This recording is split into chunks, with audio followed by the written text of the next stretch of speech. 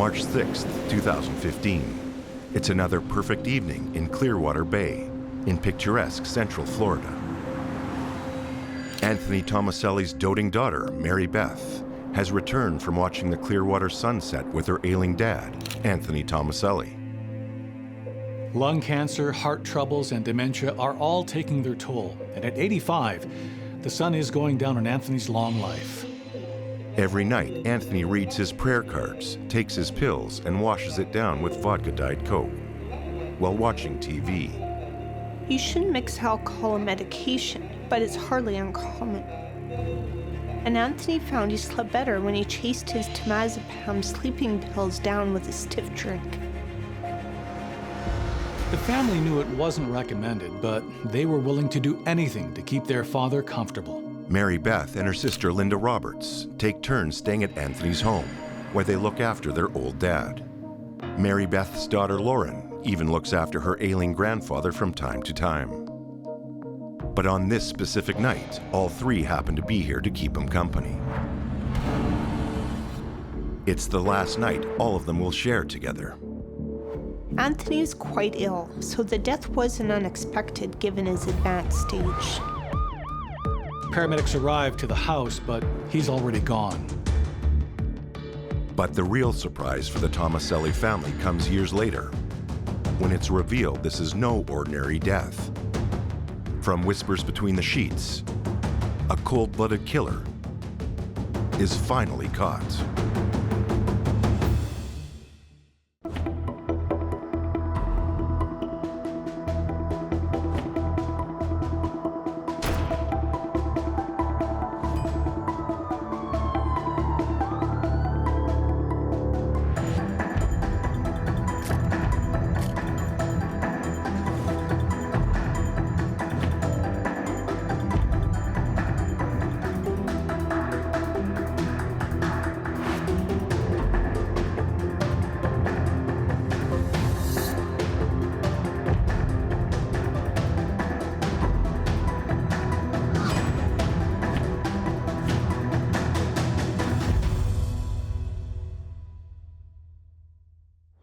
Palm Harbor is a comfortable suburb community of 60,000 people in Pinellas County in Central Florida.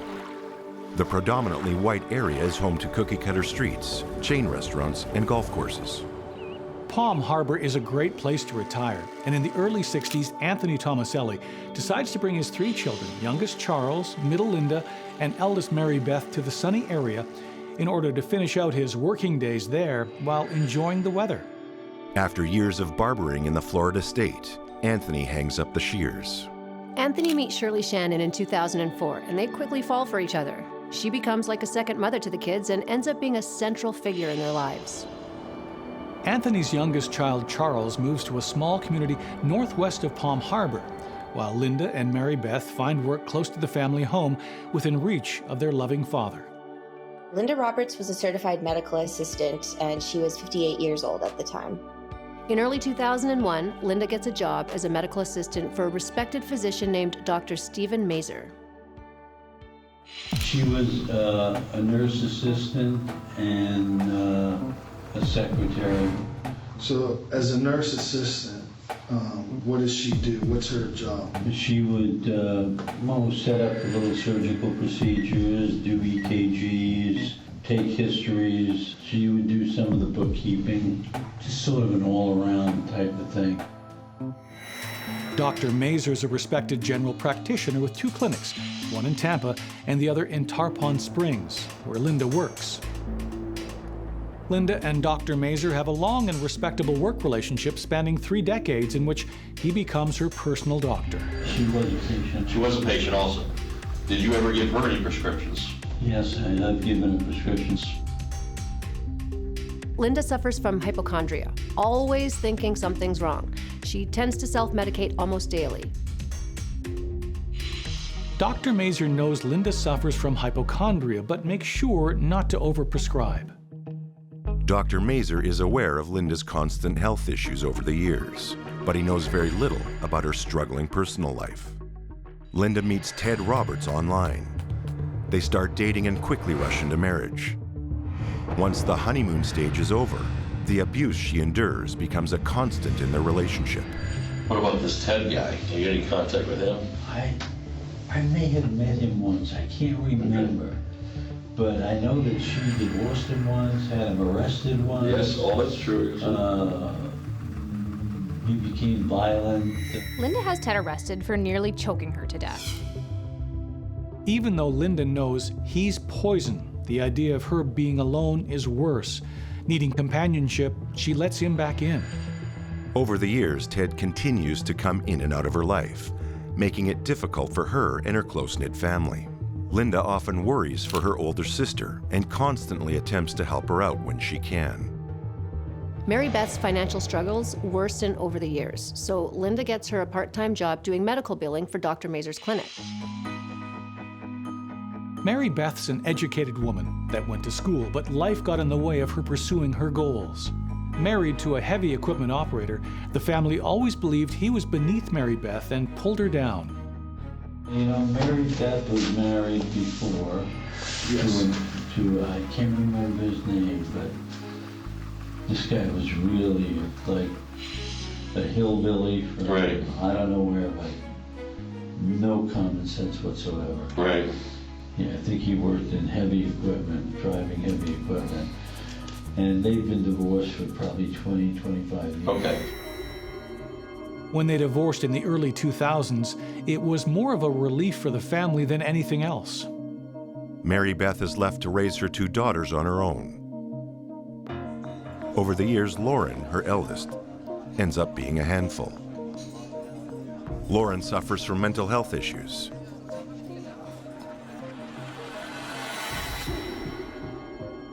Lauren has a difficult relationship with her mother, especially when she hangs around with the wrong crowd. No matter how much the two of them argue, they still love each other unconditionally.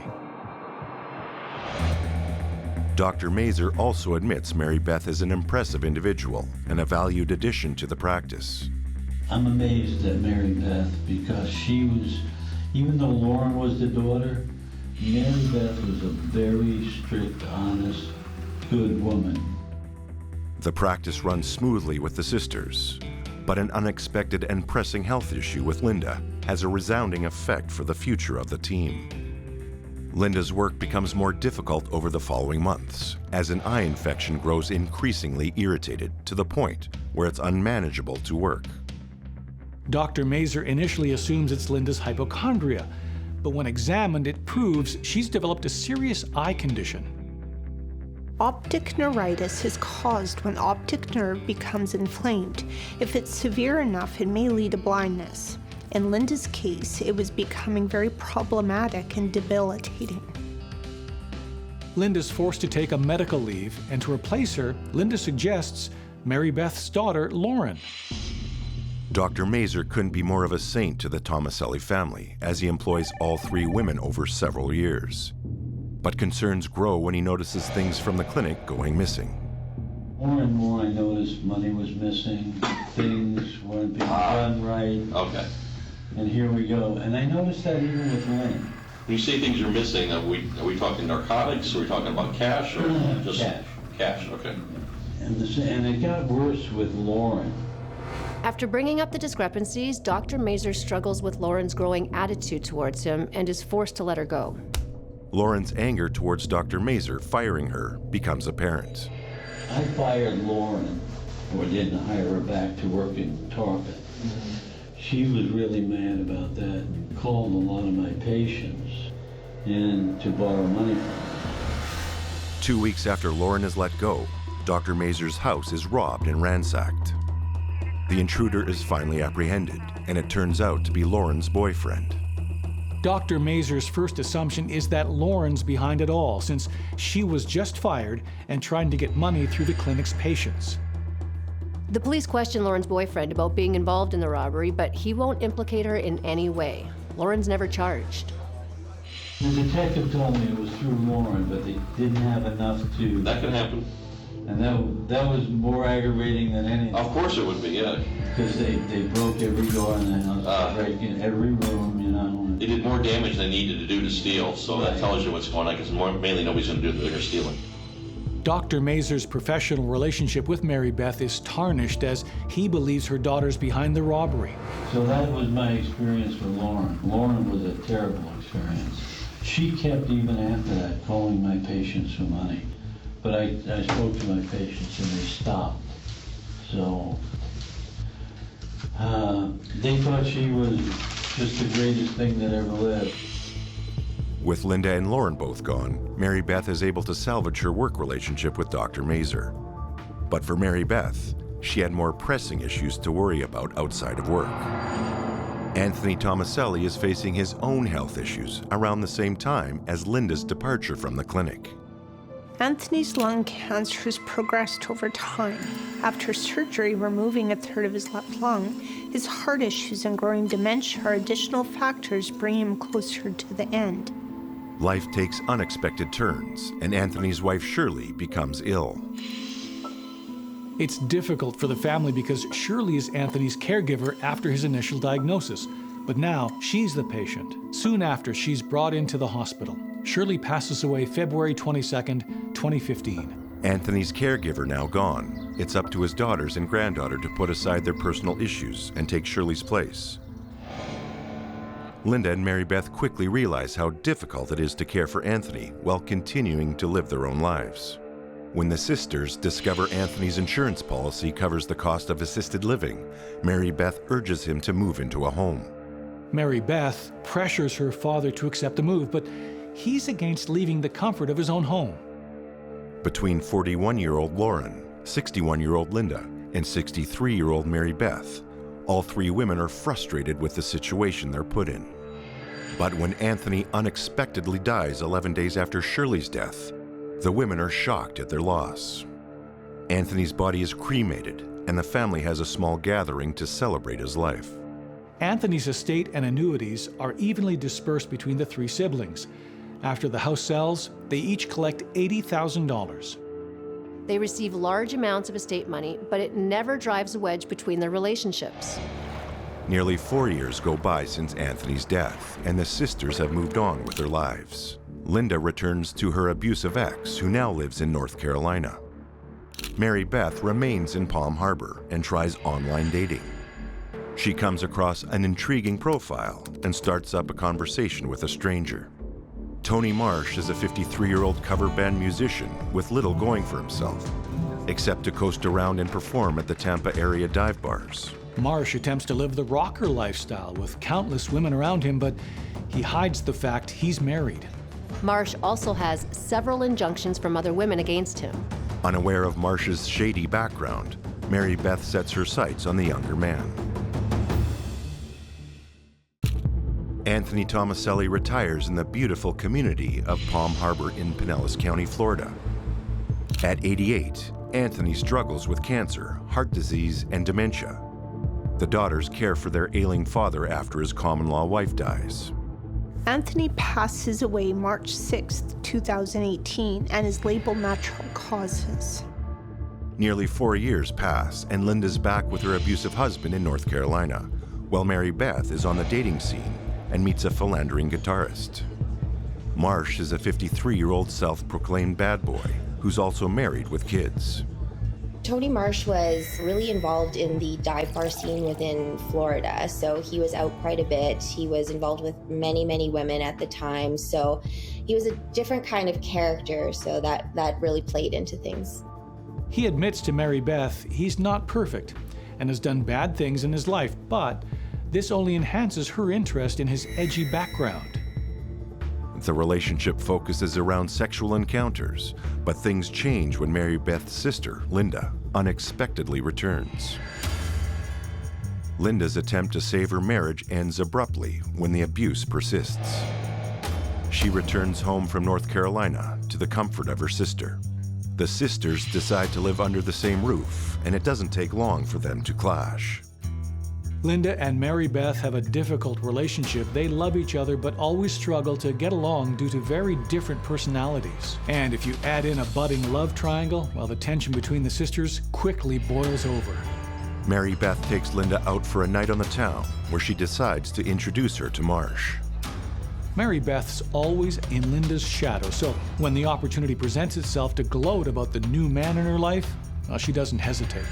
Mary Beth's jealousy is triggered as Marsh directs his charm towards Linda. Her introduction backfires and Linda steals the spotlight. No matter how hard she tries, Mary Beth can never compete with Linda being the center of attention. Noticing the two flirting in front of her, Mary Beth comes to her senses and accepts Marsh is merely a womanizer and nothing else. After 4 quick sexual encounters, Mary Beth and Marsh end their relationship, but he doesn't stray too far. After Linda's introduced to Marsh, the relationship between the sisters change. Linda wants what she can't have, so she convinces Mary Beth to give her Marsh's phone number. Linda doesn't listen to Mary Beth's warning about Marsh and his wandering eye. She asks him out, and the two start a relationship, with Mary Beth forced to live amongst the couple. Tensions rise in Mary Beth's house as Linda and Marsh are constantly together. Mary Beth is paying the bills while Linda's sleeping with her ex under the same roof. Nearly 6 months pass, and Linda's infatuation makes her too clueless to see Marsh is only in it for sex. Linda overwhelms Marsh with constant discussion about their relationship, forcing him to back off. After the relationship ends, Linda's infatuation borders on harassment, forcing Marsh to block her on all social media. Linda calls Marsh to explain her actions are due to mental illness and past experiences. She is able to convince Marsh to meet one more time in order to let her explain her actions. Linda opens up about her struggling mental health and why she's been acting so erratic. But Marsh brushes off the explanation as another attempt to keep him around. Linda finally admits why her behavior is off, but doesn't think about the aftermath it will bring. Now what are you doing? Planning on doing something to me? What do you mean? Because now you have me afraid that I knew I shouldn't have told you. No, And my sisters asked me, did you tell Anthony about Dad? I said, no, I have not. Why is she scared? Because she doesn't trust you. Well, who did she tell? Nobody. And I've told nobody. In this whole lifetime, nobody knows, just you and her, and now me. Marsh is shocked at the unexpected twist Linda has just brought to his attention. He feels the need to voice his opinion on the ghastly revelation. You actually might go to hell. You killed a person, and it was your father. Anthony Tomaselli's life came to an abrupt end early March 6, 2015. 4 years go by, and his 2 daughters, Mary Beth and Linda, are now living under the same roof. Their family bond is tested when Linda dates Mary Beth's past lover, Tony Marsh.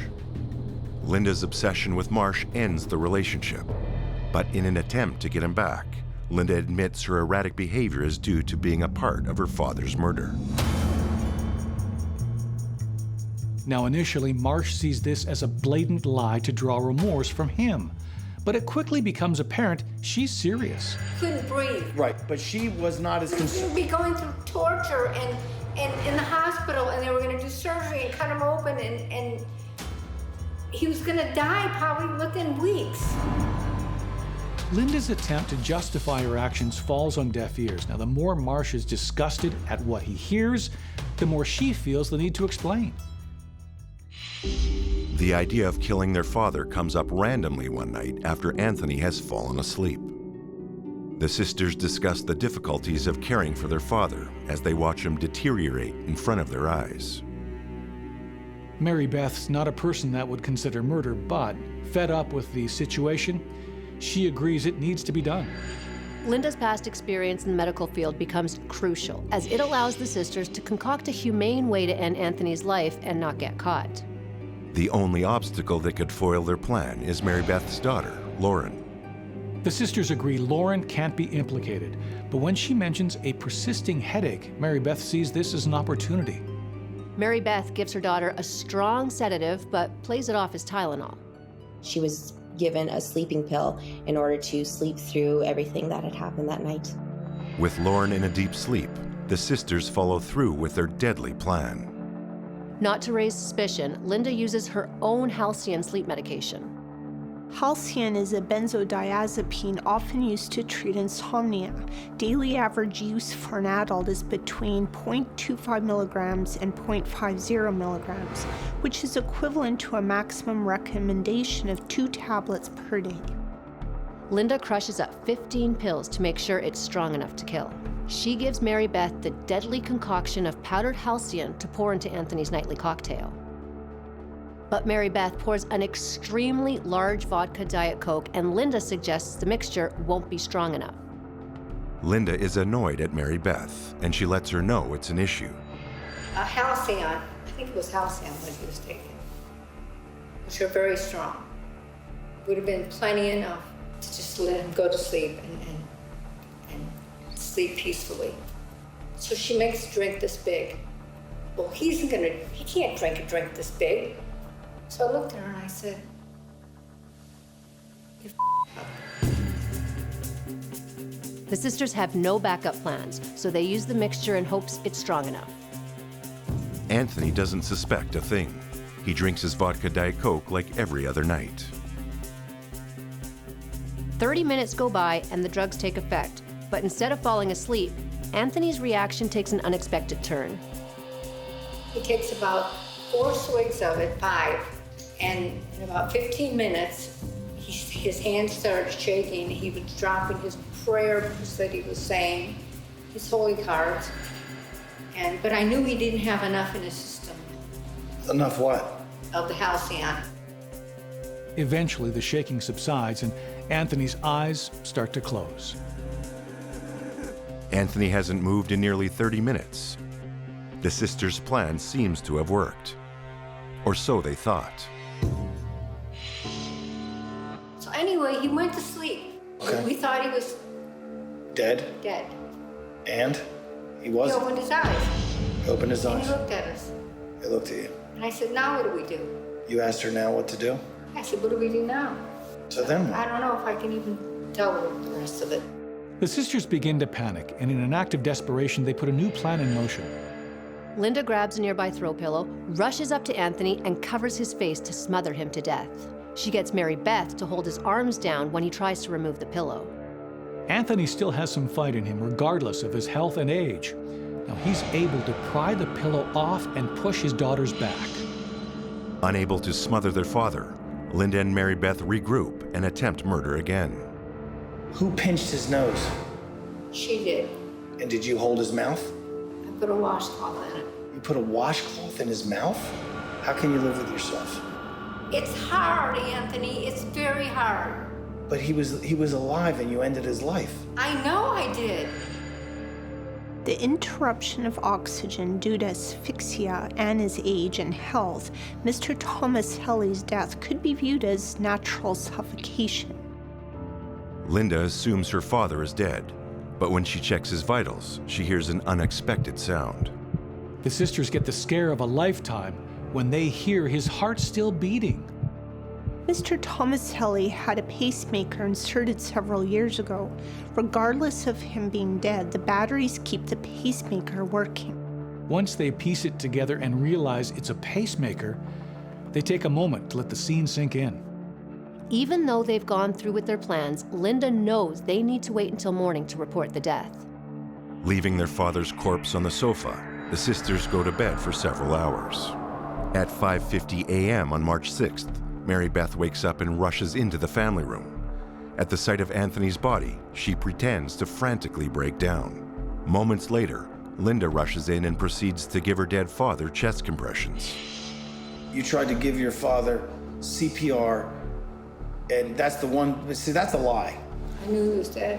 You knew he was dead, but you said that the paramedics... I knew he was dead because he had... Because you killed him. But you did it for more of a show. When the paramedics came in, you were doing chest compressions. Admit it. Admit it. I admit it. The commotion wakes Lauren, and she rushes downstairs to see her mother and aunt in a state of panic. She's told to call 911. Mary Beth admits to police later on that the emotional toll of the situation made both sisters break down in their own unique ways. Although they had killed him, their remorse took over. Linda's detailed account of the murder is constantly interrupted by Marcia's harsh opinions and her inability to admit to murder. But you killed your father. Why can't you use the word kill? He was alive, and then at your hand, he was dead. Say, I killed my father. Say it. No, I'm not gonna say it because I don't feel that's what we did to him. Linda can't admit she's a murderer even when she explains the crime out loud. This shows her sick and twisted mind at work. But I don't look at it as killing him. Why not? He was breathing, and then by your hand, he stopped breathing. With a rag. Marsh is relentless in his attempts to get Linda to admit what she's done, and he uses the law to try and break her down. And I don't know anything about the law, but the statute of limitations I always heard was 7 years. Tell me, she was involved in it. She did it. I always heard the statute of limitations for crimes was 7 years, but I think murder there's no statute. So are you gonna call the police on me? I didn't say that. When the law doesn't work, Marsh uses Linda's faith against her. Killing your own father. There might not be anything worse. This person sired you. You wouldn't be here. I do. What am I gonna do? What are you gonna do? You're gonna suffer? I ask for forgiveness every day. It doesn't work that way. Marsh simply won't give up. You'll definitely go to prison, and then you'll go to hell. Marsh questions her for nearly half an hour, until Linda finally caves under the pressure. Isn't it called murder when you end a person's life? It's a homicide. You know when a cop shoots a suspect, it's a homicide and he gets suspended, and they investigate a homicide. It's a homicide. Now they find out if it's justified. Was what you did called homicide? Yes, but I feel it was justified. Stop it. Was it homicide? Yes. Even though Linda admits to murder, she's still certain they won't get caught. With the body cremated and the minor investigation over at the scene of the crime, there's no evidence or proof they did anything. Marsh asks Linda to give herself up to police, but she's not willing. Even though it's ruining her mental health, she's willing to take the truth to the grave. If it wasn't for Linda's attempt to keep Marsh in her life, no one would have found out what the sisters did. Marsh understands the secret is too dark to keep to himself. But if he told anyone, they probably wouldn't believe it. And that's why he makes sure to have proof.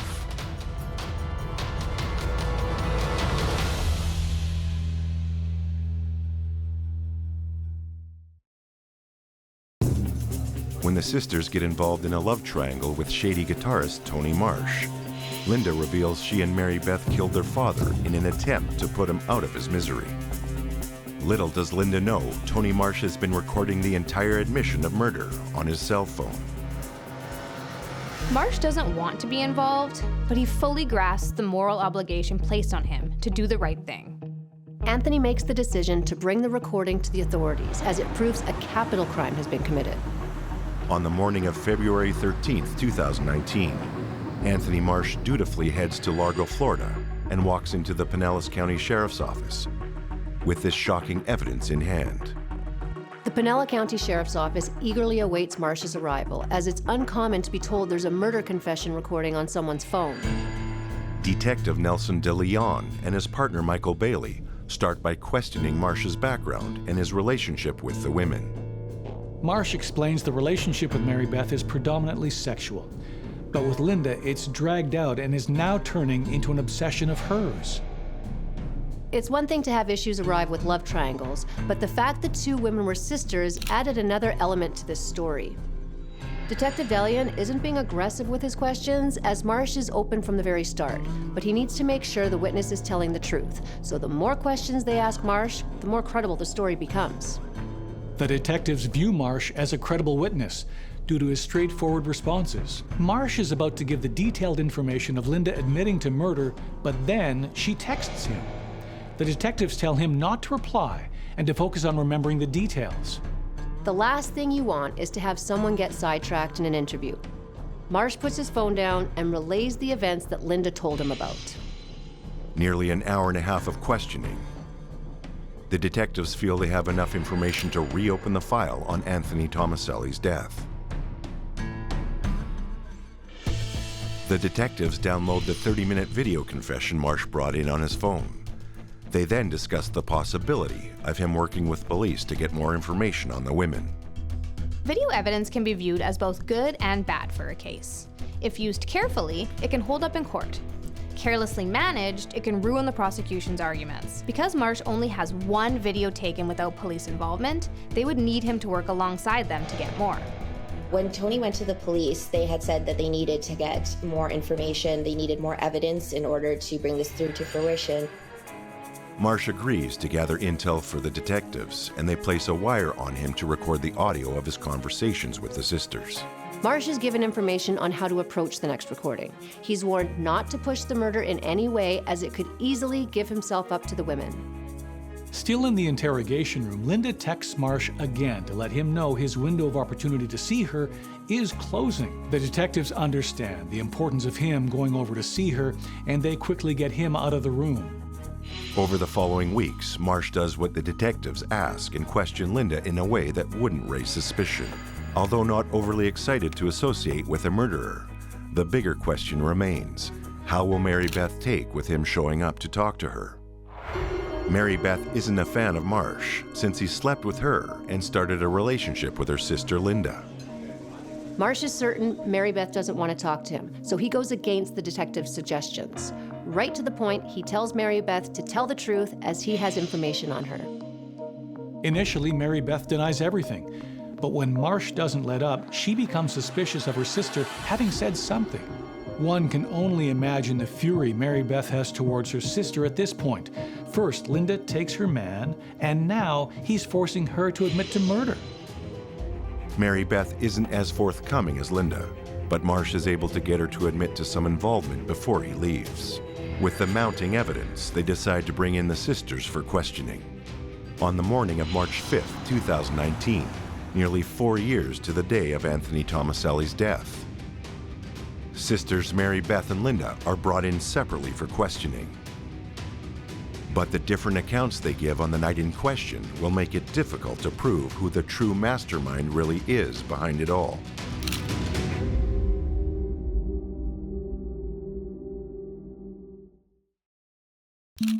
Nearly 4 years after her father dies, Linda Roberts admits to Marsh that she and her sister Mary Beth killed him. Linda is unaware Marsh recorded the confession on his cell phone. He takes the footage to Pinellas County Sheriff's Office, where Detective De Leon and Bailey ask him to gather more footage while they review the case. Once the detectives feel they have enough evidence, they bring in the sisters for questioning. Detective De Leon immediately senses Mary Beth's angst and decides the best approach is to be honest and upfront with her. I'm not here yelling at you, I'm just talking to you, okay?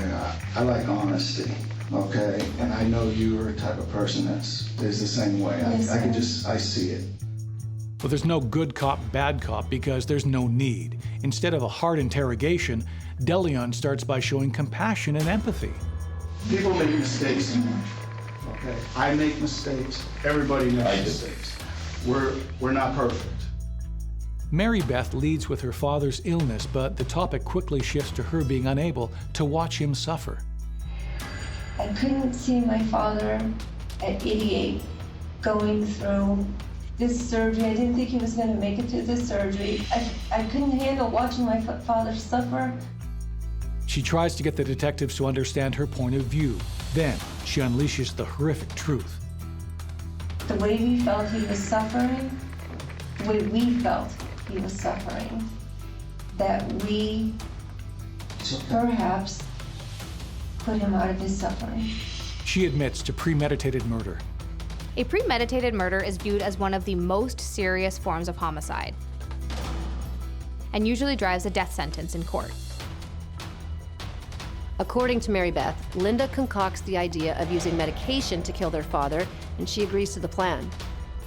Unaware of what she's getting herself into, Mary Beth meticulously details the night in question.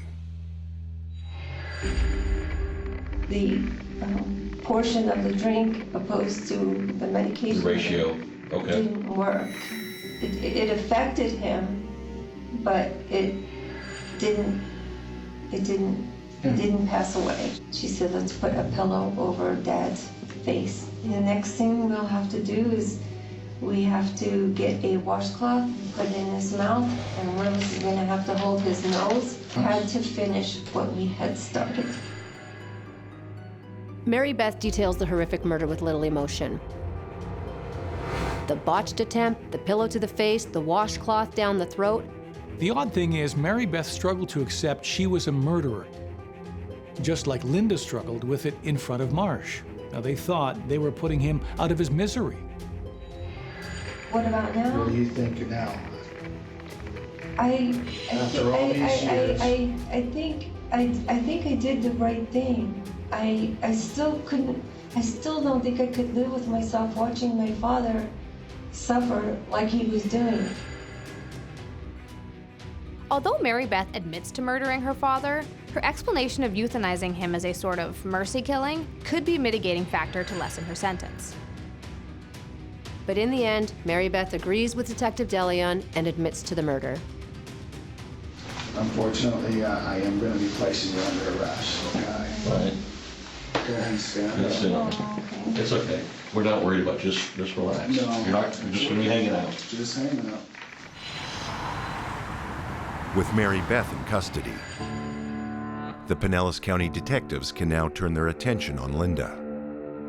Unaware, the detectives have the recording of Linda admitting to murder and Mary Beth's admission of guilt. Linda's confidence is apparent. The detectives explain the need for honesty, but after reading her rights, she immediately spins a story of lies. Now, the sisters' different personality types are apparent during the interrogation. Mary Beth was open and trustworthy in her answers, while Linda lacks empathy and warmth. After several chances to come clean, Detective DeLeon is fed up with Linda's lies and advises her he doesn't believe anything she's saying. DeLeon goes so far to admit to Linda he knows she's lying because he already knows the answers to the questions being asked. DeLeon knows the truth, so when Linda plays dumb, the cracks quickly show. Linda knows she's in trouble, so when pressure starts to mount, it's obvious she's about to pivot and put blame on the whistleblower. You have to tell me who told you something different happened that night. Who told you something different happened? There has to be somebody who told you something. Okay, the conversation that you had with Mr. Marsh, Yes. we were listening to that conversation. Linda attempts to downplay Marsh's credibility, but with the evidence he brought, well, they know where the truth lies. Anthony Marsh. Then why is he not trustworthy? Well, you can look up his criminal background. You see that he's been in a lot of trouble. Detective Bailey has enough and finally puts an end to Linda's lies by telling her what they know. You're not going to come out on the end of this in a very good fashion because you're telling the truth about what happened. We try to give you ample opportunity to tell what happened, but now you know that I know what happened. After Bailey plays bad cop, Linda opens up and details regarding how it played out start to surface and match up to what Mary Beth admitted to. They gave the information freely because of the guilt that they felt. They really thought that they were helping their dad to, I guess, put him out of his misery at the time. The only discrepancy between Linda and Mary Beth's confession is that both sisters blame the other as the mastermind behind the murder. It takes being arrested to get the sisters to hash it out after Marsh tore their relationship apart. Well, it's over now. Our lives are over. We're done. We're dead. One day shy of murdering their father 4 years ago, 63-year-old Mary Beth Tomaselli and 61-year-old Linda Roberts are brought up on murder charges and sent to prison. But even behind bars, the sibling rivalry will show itself once again. Will Mary Beth finally stand up to Linda in court, or will Linda continue to prove she's the alpha female of the two?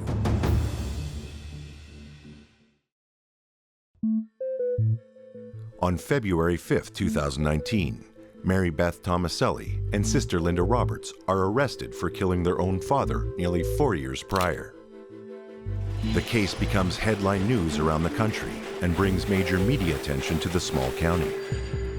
Sheriff Gualtieri explains the grisly events to the press and even admits the sisters got away with the perfect murder until Linda opened up her mouth to Marsh in a bid to keep him around. With the women behind bars, it was now up to the detectives to mold the rest of the case to ensure a straightforward prosecution. Pulling all records possible, Detective DeLeon and Bailey work the case while interviewing other people of interest they may need in court. Still deliberating if Mary Beth's daughter, Lauren, is involved, they bring her in for questioning. It becomes apparent she had no involvement as her mother gave her a sedative to sleep throughout the night. Lauren's story matches that of Mary Beth's, and she's released without any charges placed against her. Due to the circumstances behind the murder, in 2019, state prosecutor Brian Naj opted out of seeking the death penalty for the sisters. With Anthony's severe health concerns, the sisters' empathy towards his suffering, and no real reason for personal or financial gain, the prosecution agreed the murder wasn't intended to be malicious, but they still deserve to serve time for their actions. But leave it to the dueling sisters to keep it interesting until the bitter end. In 2021, the sisters finally stand trial for the murder of Anthony Tomaselli. Mary Beth possibly wanted revenge on her sister for taking her man, or maybe she was finally looking out for herself. Mary Beth works with prosecutors in order to testify against her sister for a lesser sentence. It would be to strengthen one sister's case over the other. So if the sister who is giving more evidence against her own sister, she's doing that to help get somebody convicted of the murder of the father. So she would be given a lighter sentence. She had the best evidence at the time to be able to talk about what her sister had done, so she did so in order to lessen her sentence. Anthony Tomaselli was considered by friends and family to be a generous and loving man. Sadly, his life would end at the hands of the two daughters he raised. And 6 years after murdering their father, Linda's sentenced to 20 years, while Mary Beth's deal gives her 15 years in federal prison. But leave it to sibling rivalry, a love triangle, and loose lips to have the murderers finally caught.